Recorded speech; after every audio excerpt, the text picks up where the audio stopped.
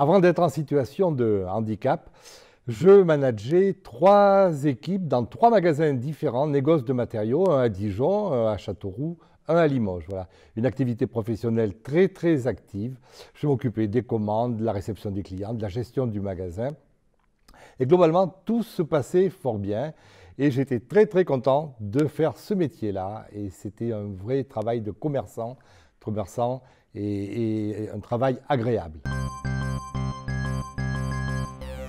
J'ai été diagnostiqué d'une myopathie FSH. Et petit à petit, je me mettais à tomber en marchant dans le magasin. Je tombais, on me relevait, c'était un peu compliqué. Voilà. Donc j'ai eu dans un premier temps un scooter qui me permettait comme ça quand même de rester dans mon activité professionnelle, de recevoir les clients, de gérer les affaires. Voilà. Mais la maladie a évolué, c'est une myopathie évolutive. Et en fait, il a fallu à un moment prendre une décision de dire est-ce que je peux continuer à travailler ou est-ce que je vais faire autre chose. Et j'avais 53 ans à l'époque. Voilà. Et j'ai pris la décision d'arrêter le travail que je faisais parce que c'était plus vivable et d'essayer de me réorienter vers un nouveau métier. Cette situation était compliquée parce que la maladie évoluait. Mois par mois, je voyais évoluer cette maladie, je tombais de plus en plus. J'ai dû adapter mon poste de travail à l'époque et j'avais un scooter qui me permettait de me lever, de recevoir les clients, de les accompagner.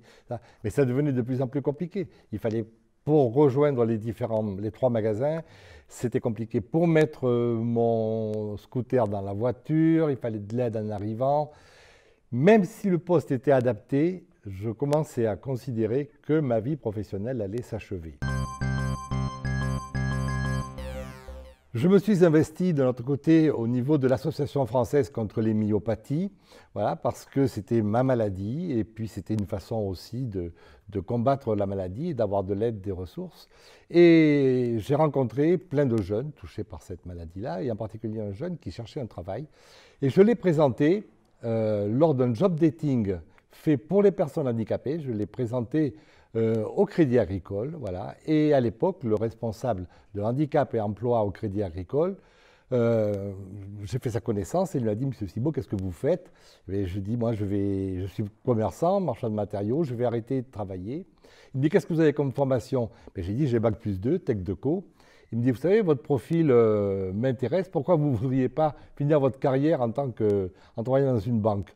J'ai dit « Mais je ne sais pas. » Donc j'ai fait, à ma propre initiative, un bilan de compétences qui a validé ses capacités à pouvoir rentrer au Crédit Agricole et faire du commercial au Crédit Agricole. Voilà. Donc c'est ma façon d'avoir rejoint cette belle entreprise.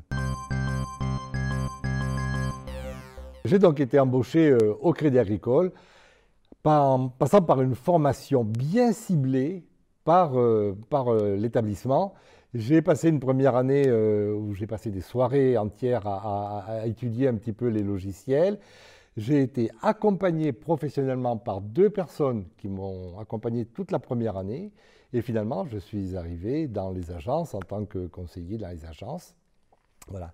Et ça, pendant 2-3 ans, on a adapté mon poste. Mais la maladie ayant encore évolué plus profondément, j'ai été obligé d'arrêter la relation commerciale et j'ai été muté au siège du Crédit Agricole dans le service des chèques, voilà, où j'ai pu tranquillement finir une carrière professionnelle très intéressante. Voilà. Ça m'a permis de travailler jusqu'à 62 ans, à l'âge de ma retraite. Voilà.